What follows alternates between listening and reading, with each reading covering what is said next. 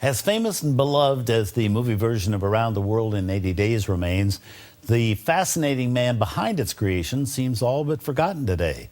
We're fortunate, though, to be able to present an extraordinary biography of Michael Todd, directed by Saul Swimmer and written by Todd's son, Mike Todd Jr., with Malvin Wald.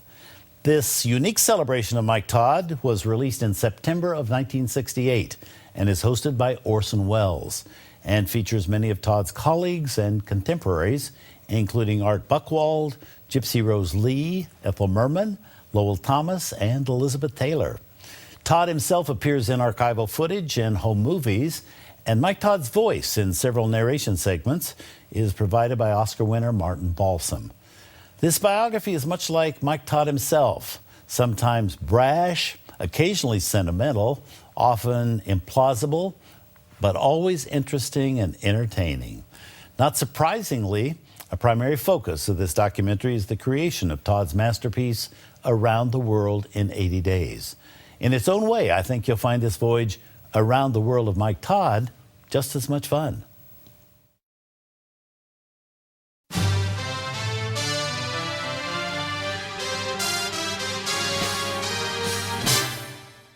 It was during the period that Mike was producing 80 Days that I became part of his life. I'd seen Mike at several parties and knew him. It was fun being with him. I was attracted to him, but not overly. The day after my separation from Michael Wilding, Mike called me and said he had to see me right away. He just told me. I mean, that was all there was to it. He said I was to meet him at MGM at 2:30 and to meet him outside the administration building. So I waited. He was 10 minutes late, 15 minutes, 20 minutes, half an hour. I said, oh. And I didn't really want to leave, so I went into the administration building and I left a message that I would be in one of the vice president's offices, Benny Thor. So I went upstairs and I was sitting in his office and I had my feet on the table and was sipping a Coke. And Mike charged in, I mean, rather like a bull. He just charged in without saying a word to anyone. And he came over to the table and he grabbed me by the arm, still without saying a word, just dragged me out of the office, down the corridor, shoved me into an elevator, still not speaking, marching me along another corridor, breaking my arm. We went into a deserted office. He sort of plunked me down on a couch, pulled a chair around, started in on a spiel that lasted about an hour and a half without a stop, saying that he loved me and that there was no question about it, but we were going to be married. Well, I just sort of looked at him and, well, I guess rather the way a rabbit looks at a mongoose, I was absolutely sort of hypnotized. All kinds of thoughts were going through my mind. I thought, well, he's out of his mind. He's stark raving mad.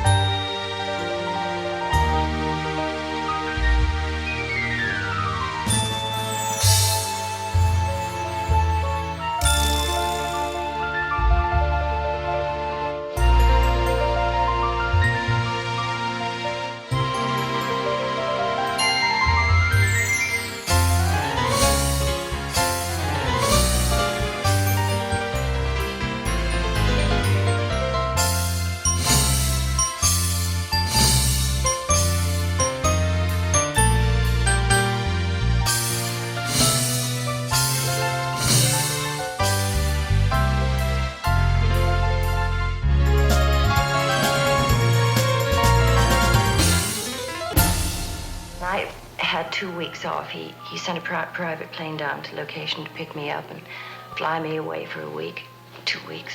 And, well, he was waiting at the airport at the bottom of the steps, and I was terribly nervous. After all, I'd hardly seen him, but we'd gotten to know each other.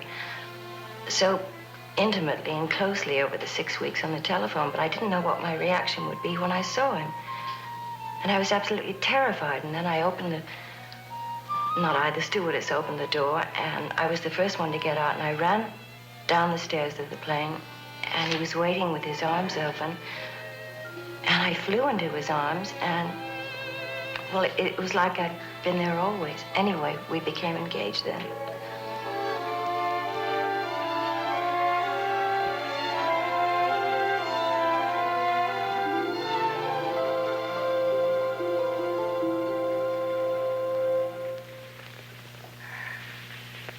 I'm Orson Welles. I'm here to talk about a friend of mine, Mike Todd. Mike, of course, could have done it much better. Nobody could talk about Mike Todd like he could, or about anything else for that matter. He was surely the most colorful of all the great showmen. Mike was an American original. He had big dreams, and he had the imagination and the courage to make the dreams come true. The motion picture Around the World in 80 Days was made, and triumphantly made, despite the doubts of the professionals, the costs, the odds, and the advice of his friends. One day in mid-production, Mike had a $240,000 payroll to meet and less than half of that amount in the bank. But life was good, and after a 10-year struggle, he figured he was holding another jackpot hand. Now he wanted something more. He wanted a girl to share the fun he knew was coming. The payroll could wait. He'd borrow the money tomorrow. In the meantime, he did what any ordinary man in love would do. He went out and bought a little token of affection for the girl he decided to marry. When Mike bought me my engagement ring, I think he was almost as proud of it as I was, but he always used to make a joke about it, saying that it was 29 and 7/8 carats because 30 would have been vulgar. I call it my ice skating ring. When Mike was a kid, carrots were something that were in a bin next to the beets in his father's general store in Bloomington, Minnesota. Avram Hirsch Goldbogen was the 7th of 8 children in his family, but the first to be born in America. His father, a part-time rabbi, had a tough time making ends meet in the new world. But not young Avram. He was busy out in the streets. He worked in the Nickelodeon at the age of 6 for a street corner pitchman. When he was 7, at 8, he put a lucrative twist on shining shoes. He grew like a weed through asphalt. And to his friends, and especially to his younger brother Dave, Avram was the golden boy of the Goldbogens. Todd's love and fondness for his mother was a wonderful thing to behold, and you really would have to be right there to understand the deep affection that he had for Ma when he came running into the house and yelled, "Avrumele is here! Avrumele from the Gelt! Mamele, Mamele, this is Avrum!" And Mother immediately responded with, "Oi, Montana Kind, my best son, Avrumele, Avrumele."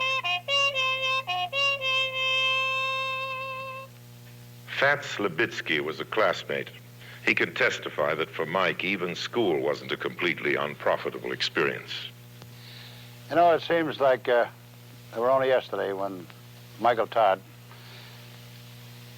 came to our neighborhood in Chicago called the Wicker Park area. And Mike was a pretty sharp little kid even at those days. He decided to run the crap games in the schoolyard of the school called Wicker Park.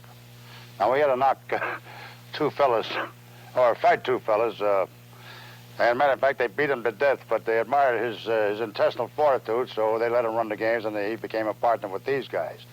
And I was to get 10 cents, I'll be honest with you, ladies and gentlemen, to be the lookout. For those that know the gangster jargon, I was to watch out for the cops. Incidentally, I never was paid, and if he were alive today, I believe that he would owe me about $140,000 in interest. Todd, as Avram was nicknamed, left school when he was 12, having become the youngest apprentice pharmacist in the history of the state of Illinois. During Prohibition, he made a small fortune selling medicinal alcohol. He took a wife when he was barely 17, and still in his teens, he set up a promotional outfit that specialized in high-pressure closeout sales. When the talkies came in, he moved to California and built sound stages.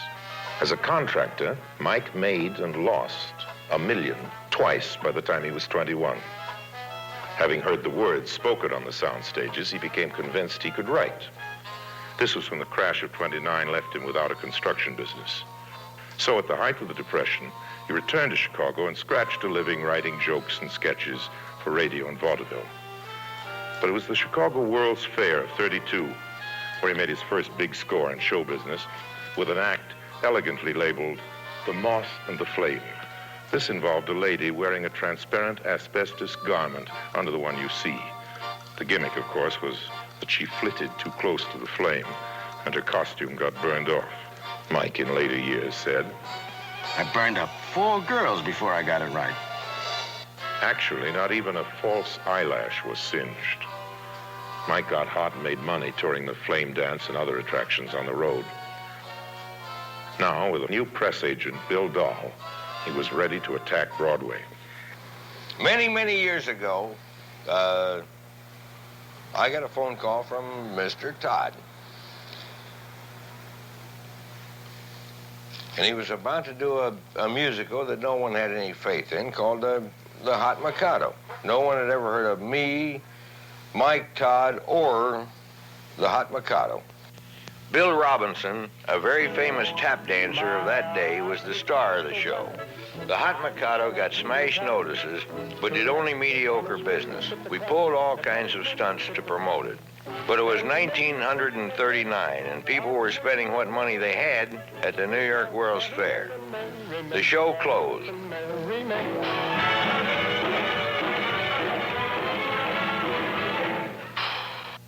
We held a wake on a rainy Saturday night in Mike's office. And we heard Mike get off the elevator and come sloshing down the hall. He was drenched, and he walked in with a wet brown paper bag. He had been to the fair, and the fair had given him $10,000 to move the show. This is an utterly unbelievable thing for a show to get a reprieve. After, when they close, they usually close, you know. And he came and he took this soggy bag and flipped it up in the air, and it was full of money. $10 bills, $5 bills, and the money came raining down. It was a very beautiful sight. And Mike said, go ahead, fellows. So we all were snatching the money out of the air. The show was a hit, and the fair asked Mike to take over other attractions in the amusement area. Mike changed merry old England with tabloid Shakespearean plays into the dancing campus with the world's biggest dance floor. He hung up some Spanish moss on little old New York and changed it into gay New Orleans with entertainment all around the clock. Another of his meat and potato shows at the fair offered tall dames and low comedy. And the lady he persuaded to be the star of this was Miss Gypsy Rose Lee. The fair was everything Mike told me it was going to be. My picture was even bigger than Stalin's. 42 feet tall, towered above everything else at the World's Fair. That is until the night of the big storm. The picture was done in sections, 4 sections, and I buckled in the middle. Oh, God. Mike was there, selling tickets, ballyviewing his own show, standing out front, hooting and hollering. Mike was the most exciting man I'd met in all my life. And when he offered me a job, boy, I grabbed it. There was just something about him that was vital and wonderful, and I was so proud and happy to be working for him. When the fair closed, instead of disposing of the scenery and the costumes, as most producers do, Mike saved every scrap of it. And he opened the biggest nightclub in the world in Chicago on the North Side. The theater restaurant seated 2,500 people. Mike wrote all the ads himself. So you can get a full-course dinner for 75 cents and champagne and cocktails for $0.25. All of this in Gypsy Rose Lee, too. Our customers used to arrive in a streetcar. The whole family. Man, his wife, the kids, everybody. I'd be out there doing the number, and the kids were swinging back and forth on the railing. It was during that time that Mike had the idea of doing Star and Garter. And it was a wonderful show. It was beautiful, lush, extravagant, and wonderful. I remember one matinee, one of the ladies leaving. My dressing room faced the street, and there were some friends waiting for her. And when she came out, she ran into her friend and she said, "Mabel, I have just seen, without a doubt, the dirtiest, filthiest show I've ever seen in all my life. Don't miss it." Now, the ex-pitchman's assistant became the Pied Piper of Broadway. He was able to charm the biggest names in show business into his productions. Cole Porter, Bobby Clark, Miss Ethel Merman.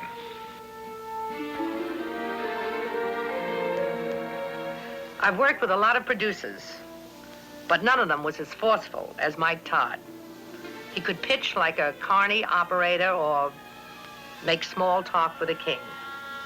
But mainly, he had the great instinct for getting his ideas across, first to the talent and then to the audience. With his first original book musical, Something for the Boys, he told Cole Porter how to write the songs. He even tried to tell me how to sing them. In 1944, he drew 4 aces, 4 hits on Broadway at the same time. The money was rolling in, and he bought 4 legitimate theaters and a 5-story building for his private office. But being Mike, he didn't gamble just on shows.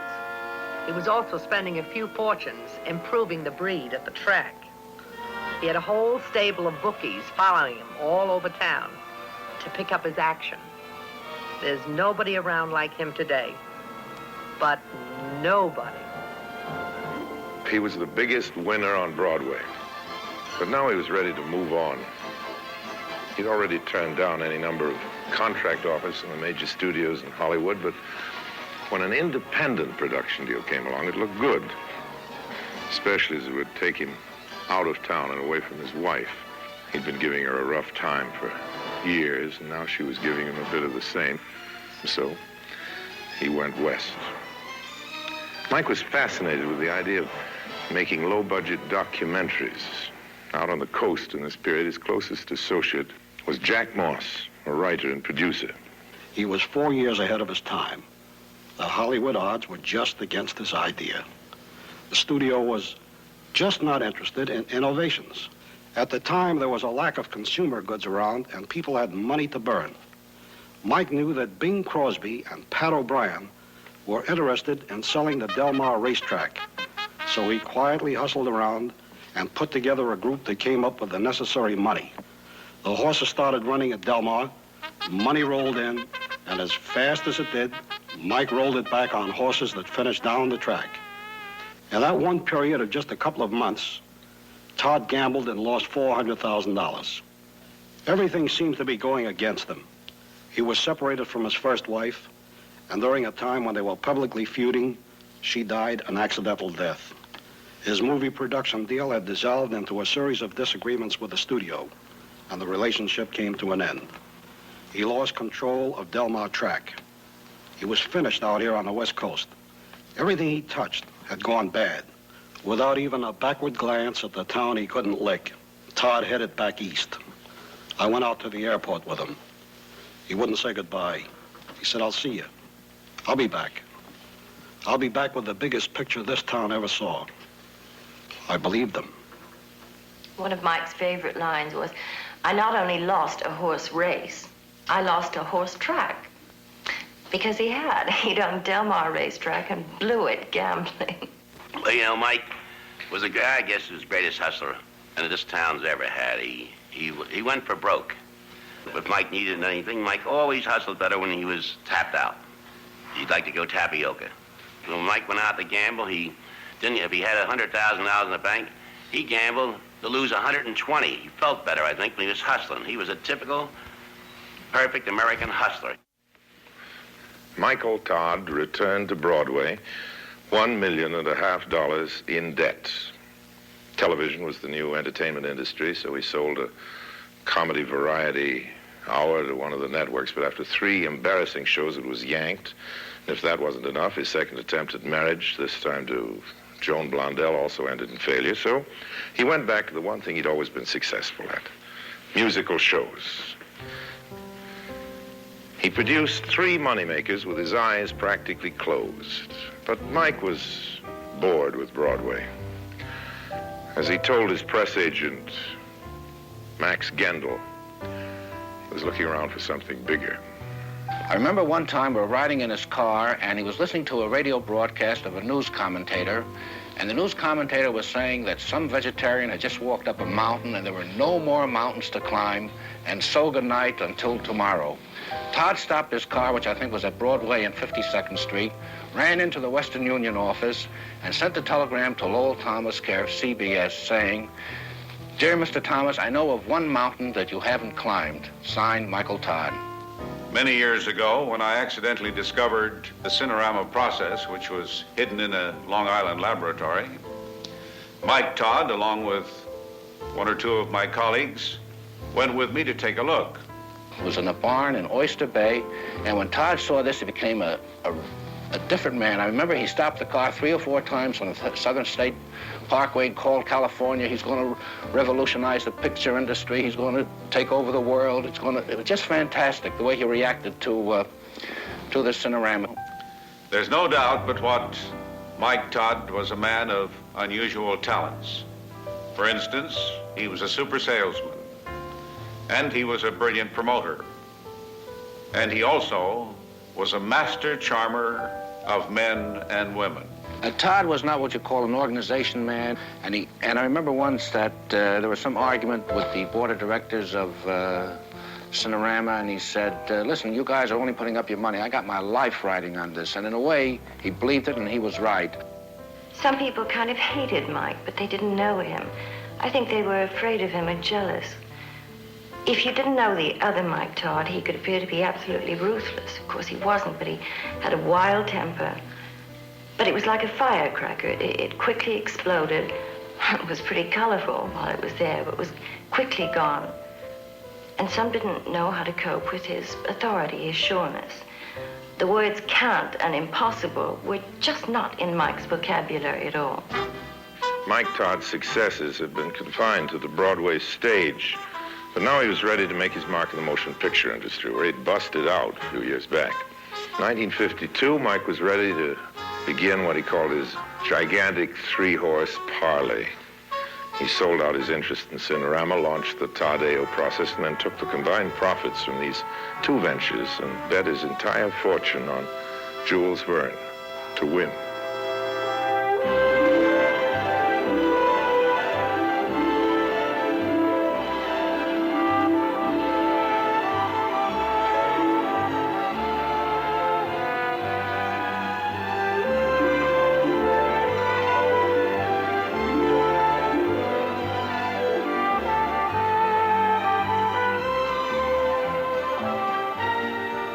From the time I started Around the World in 80 Days, I said I wanted to do a fairy tale for adults. I had a lot to do with this picture. It was my first, and it was a sort of a do-it-yourself job. Now, the way I got started was I parlayed, in case any of you people don't know what a parlay is, I began with a thing called Cinerama. And I said, you cannot be in a roller coaster or in the canals of Venice all the time. Sometime, someone might have to say I love you, and the 3 things might interfere. So I started in Todd-AO. And then in Todd-AO, I was in with some people who were in, this may be libelous, some people who are in the motion picture business. Guys who have been in this business 40 years and have an answer for everything. These guys never make mistakes. In Hollywood, nobody makes mistakes.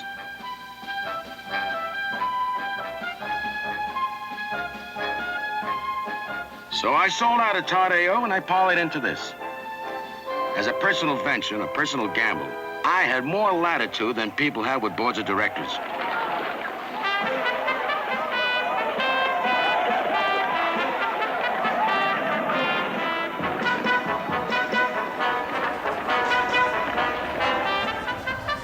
When I first started this picture, all the wise guys said I must fall flat on my face.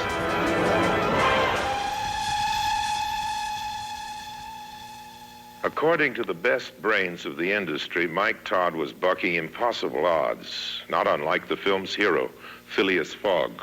Both Fogg and Todd were committing their entire fortunes to a long-shot gamble.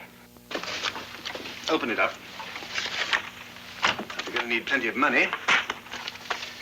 And whatever you do, never let this out of your sight. Well, you can trust me. I will cherish it like a woman. So don't make love to it, just watch it. Well, this here Phileas Fogg, I'm sure he's different. It takes a gallant, adventurous bloke to dash around the world like that. Oh, Mrs. Soppy.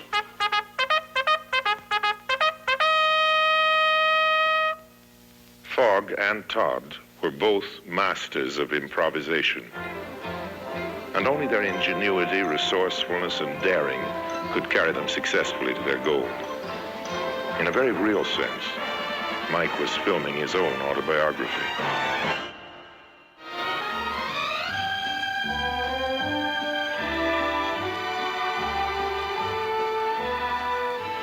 I had an idea. I thought I'd start a thing called Project Impossible. 50 or 60 stars, all in one picture.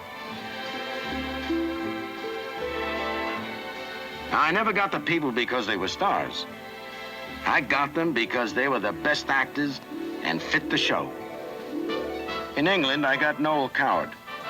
I knocked him off first.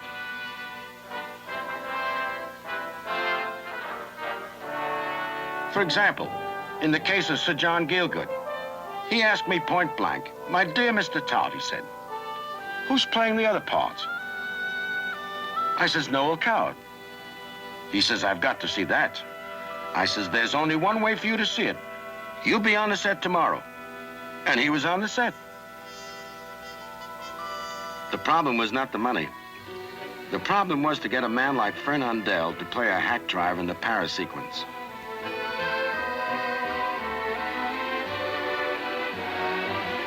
Or Charles Boyer, a travel agent. In Paris, we had to move the cars out, and the police were watching. If you ask a cop if you can spit in the street, he'll tell you no.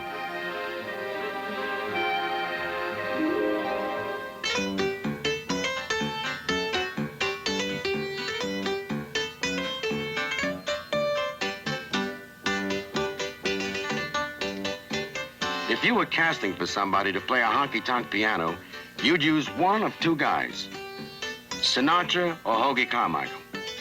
Well, naturally, as a guy who fancies himself as a producer, I'd rather use Frank Sinatra.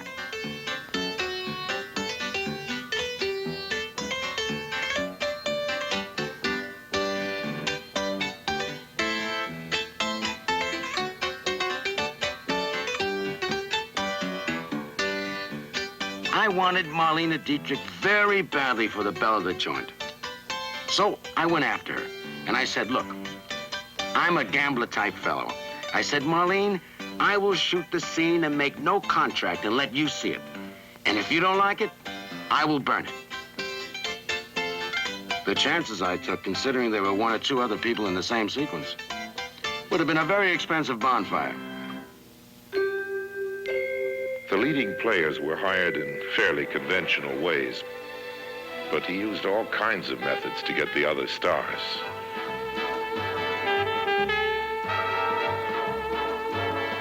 He succeeded because the roles he offered were amusing, and Mike himself was even more so. Often he dreamt up a part for a star. Always they had juicy characterizations. As part of the sales pitch, he created his own elegant name for these small feature bits. He called them cameo roles, explaining that they were small, jewel-like portraits. But he wasn't able to recruit all the cameos in advance, as he couldn't always anticipate where and what he'd be filming.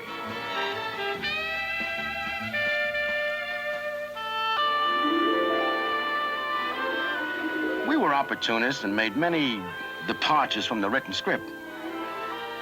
I've only had one rule in show business, and that is if it's entertainment, they seem to forgive you anything.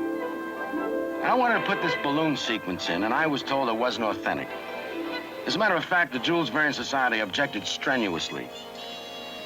Well, they wound up giving me a Jules Verne medal. I was criticized severely for putting Cantinflas, who was a Mexican, to play the part of Passepartout, which is a Frenchman. I am, in my opinion, one of the great egotists of show business, because I know that I can make mistakes, and I've proven it. Starting with my choice of a director. We started shooting in Spain. We started to shoot at 9 o'clock, and nothing happened. At 11 o'clock, I saw it was completely hopeless. And I saw that mistake. And so I asked this guy. I said, how does so-and-so get to so-and-so? And he took 12 or 20 or 30 minutes, and he explained it to me. This guy says, I've been making pictures for so-and-so and so-and-so and so years. And then he said the one thing that nobody should ever say to me. He said, why don't you do it yourself? I did.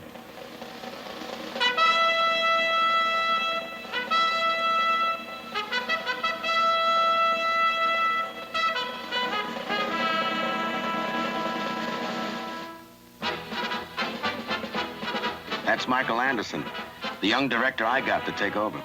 He did a great job.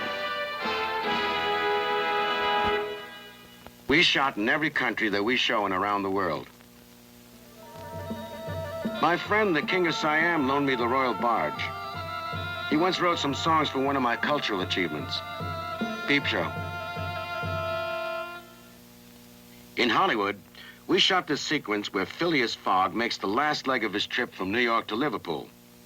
He dismantles the ship and burns it for fuel.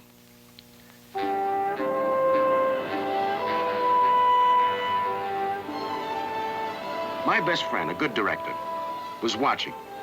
And he said, what a beautiful miniature. Look at that smoke and so-and-so and so-and-so, and isn't it great? Well, it was all right, but it's late in the picture, and everything we do in the picture is really real. When I say late in the picture, just about the last real big production number before we wind up the story. This whole sequence. Now, I looked at it, I didn't like it, and it worried me. So I took a loss, and I decided to buy a boat. And I made a side-wheeler out of it, and took it out in the ocean and dismantled it, and it's for real.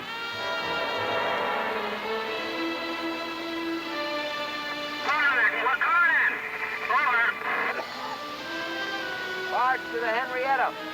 We're ready. Come right to it. Come full steam ahead. We're coming in whenever you say. Over. I gave you the word right now. Come on ahead. Is that clear? Very clear. Thank you. Very good. Barge to the Henrietta. That's it. Now keep going. Keep going. And make and get out. Get around in front of it. And when you get in front of the cameras, swing all the way around. This is the sharp turn. We want a lot of activity aloft. Okay. Over now.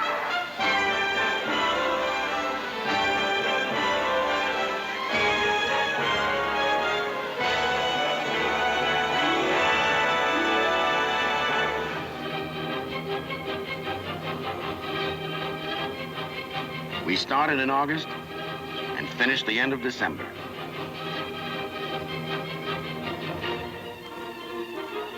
Then came little things like scoring and cutting and piecing together.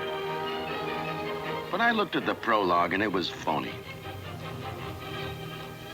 I threw it away and spent an extra $500,000 on a whole new prologue just before we opened the picture.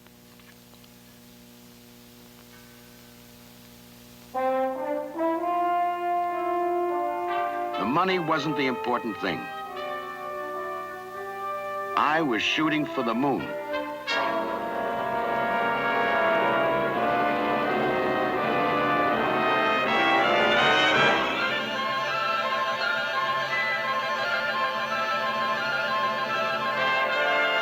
The show opened October 17 in New York. The press and public acclaimed it. But I watched the audiences. For example, they applauded in the middle of a sequence. The geniuses said that when you're selling out and turning people away from the box office, I shouldn't even change the ushers' uniforms. I went back to the coast and spent a couple of $100,000 and fixed it. There's only one genius that I have ever recognized, and that's the unconscious geniuses, as I call them, the public. You know, a lot of guys grow up and they want to become president of the United States. With me, I just wanted to grow up and marry Elizabeth Taylor. And I did. Our marriage ceremony was quiet and simple, but afterwards Mike arranged a spectacular. Mike Todd doing his nut. I mean, we had firecrackers with M loves E and E loves M all over the sky. All of a sudden, the mountain became alive with exotic dancers doing a fertility dance. The party must have been rather bizarre to some onlookers because here was Mike Todd, 20 years older than his bride, and his bride felt at that time about 90 years old because she was crippled and was in a metal sort of brace. And her groom, well, a 12-year-old in the height of activity. And his young bride was sort of hobbling along in her sort of wheelchair at the age of 24. And people were worried about our age difference.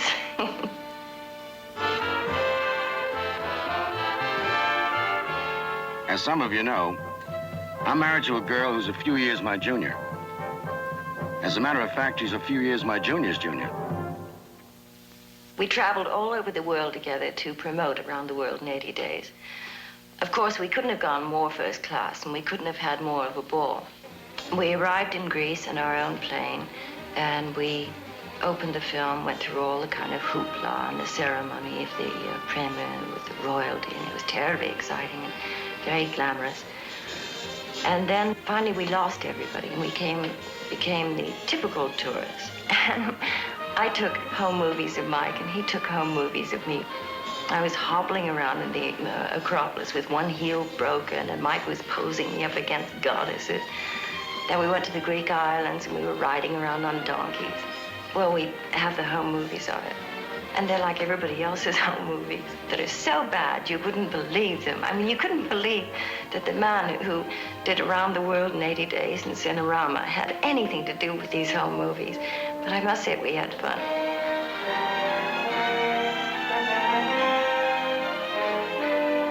Well, you know that Mike spoke no other language but English, and a lot of his English words were his own invention. But it was curious. Wherever he went, no matter what country we went to, he could always make himself understood to people that didn't speak English at all. One of the things about Mike that continually fascinated me was his insatiable sense of curiosity and his interest in things, people, everything. For instance, when we would arrive in a foreign country, after 5 minutes, Mike would know the population of the city, what the main industry was, what the best restaurants in town were, how the political trend was swinging, and how the public was satisfied with the way things were going, so forth and so on, which was a remarkable kind of talent, like a genius, really.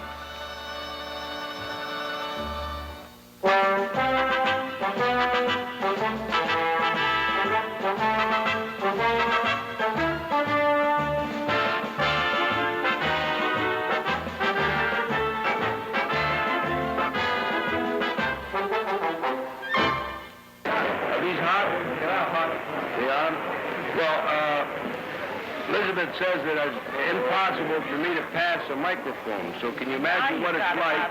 1, 2, 3, 4, 5, 6, 7.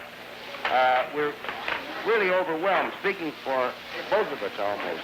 I usually do, but we're really overwhelmed. Elizabeth, you say something. I never have a chance to say anything. I've actually forgotten how to talk. But thank you. It's wonderful to be here. A few more words. You wish you hadn't asked. I promise you. Such a liar.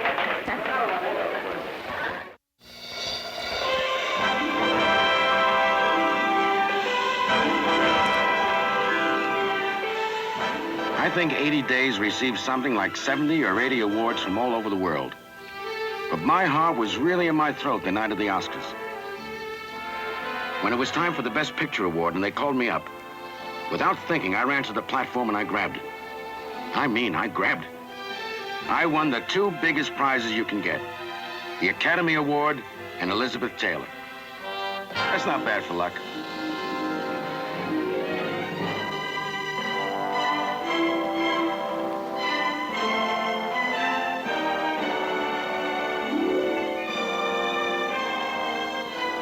In England, we had a nice crowd for the opening. There was a receiving line. We had royalty. And of course, I got Elizabeth a new party dress. Elizabeth enjoys shopping.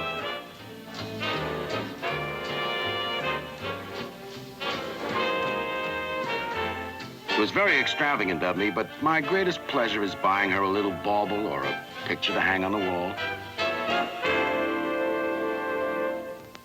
Mike always gave a party every time he had a screening of Around the World in 80 Days. I had opened a small Chinese restaurant in Paris, and Mike was trying to be a big guy, so he said, I'll give the party in your restaurant. It only holds 36 people, I warned him. That's all I'm going to invite, he said. So sure enough, the picture was over, and 110 people showed up. And my Chinese manager didn't know what to do, so he decided to quit. I told him, stay, water the wonton soup, and cook every noodle you got. In the meantime, Mike got furious because there was no food on the table for his 110 guests who were standing all over the place and on the tables and everything. So Mike rushed up to an Italian restaurant a block away and bought 50 pizzas. And he came back and started handing out pizzas to everyone. Well, everybody finally got fed, at least I think they did. And they all disappeared. They drank all the champagne we had ordered from a nightclub up the street. And finally, at 3 o'clock in the morning, Mike got up with Liz to leave. And the manager stood there holding the bill for $700. And Mike said, yeah, bring it around tomorrow at noon to the hotel and I'll pay you. Well, as Liz kissed me, she whispered in my ear, you better get your money. We're leaving at 8 in the morning.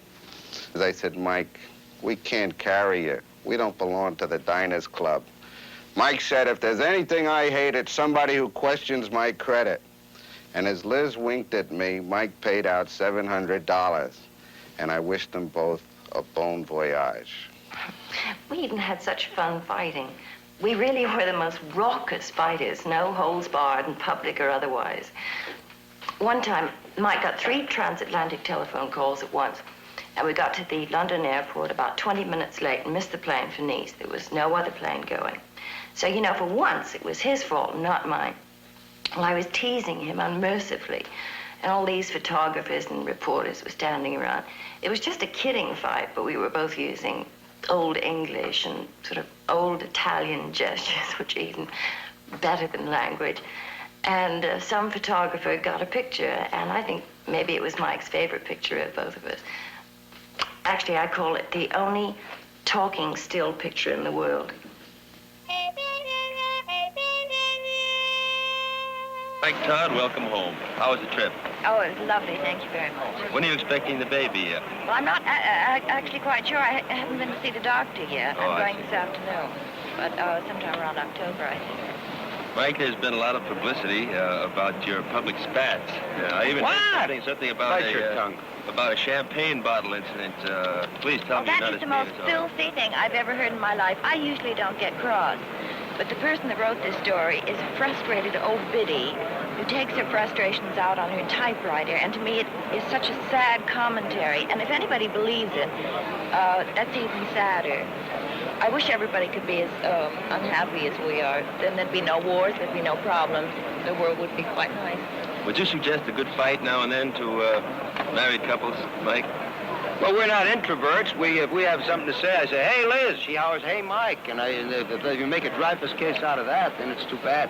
But we're very, we're so happy. It doesn't matter. I don't really care like what anybody thinks anyway, because we know. And we'll know 20 years from now, 30 years from now, if we're still alive. This babe incidentally, pardon me.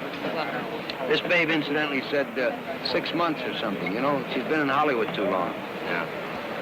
Well, Liz, I'm quoting you now. You once said you had the mind of a child in a woman's body. Am I right? That was when I was 15, yes. Oh, I see. Well, I was wondering, since you've been married to such a mature man of the world as Mr. Todd, you feel you've matured somewhat now?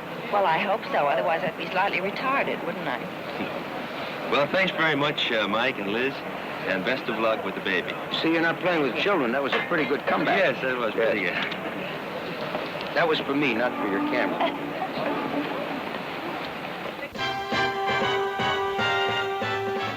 I decided to throw a little party. I invited only 18,000 of my very closest friends. It was the kind of a party where you have cold cuts and young people.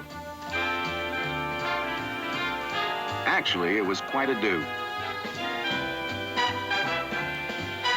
Not only did we have the 18,000 plus in the garden, but there must have been 35 million or so people that were watching at home on television.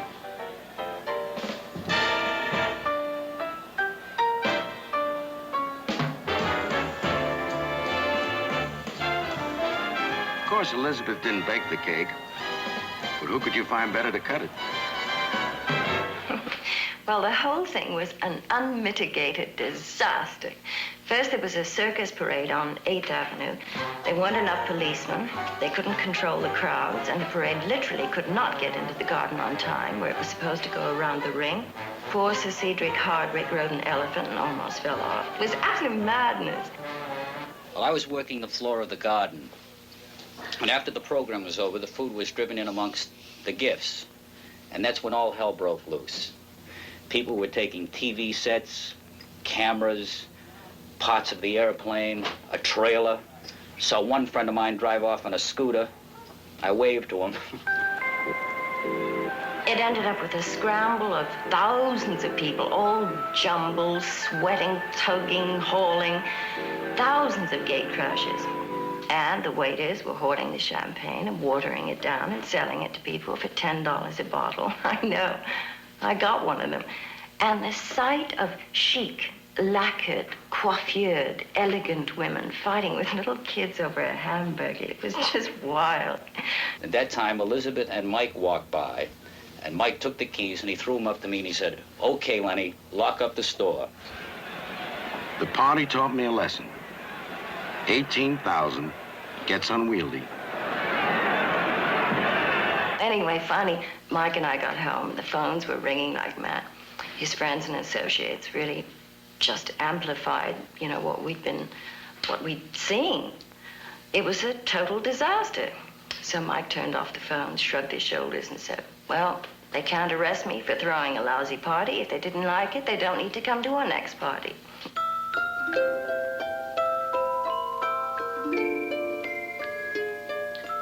When Liza was born, she looked like, well, all premature babies, a bit like Methuselah.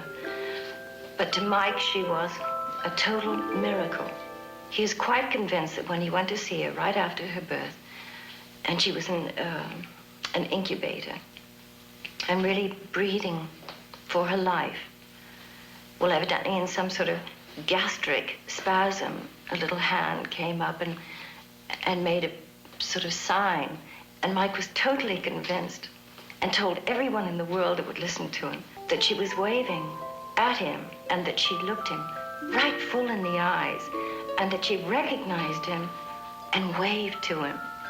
And from there on in, he said that she was the most brilliant child and certainly going to be the first female president of the United States and, of course, the first Jewish president of the United States. Liza did and does so much resemble Mike. Of course, she was only 6 months old when Mike was killed. She has inherited all of his gestures, his mannerisms, his vitality, and it's scary at times, but beautiful.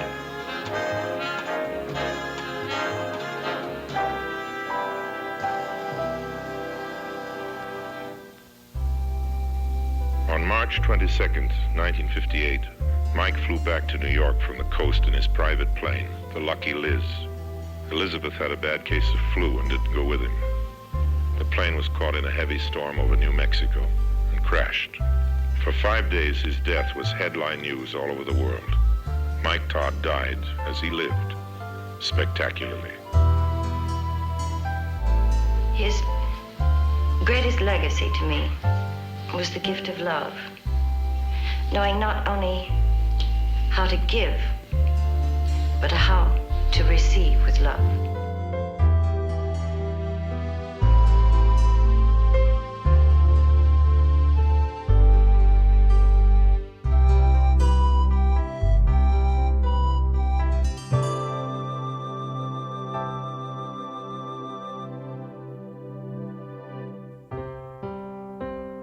There have been all kinds of theories about Mike. The boy who never grew up. The man who grew up to his successes. He stimulated and catalyzed all those that brushed his path, but to this day, his motivations remain obscure. People still wonder what made Mike Todd run. I think the answer is simple. He just liked running. He liked to go. I remember that he often used to end his conversations by saying, "Thanks for listening to me. Good night. Thanks for listening to us."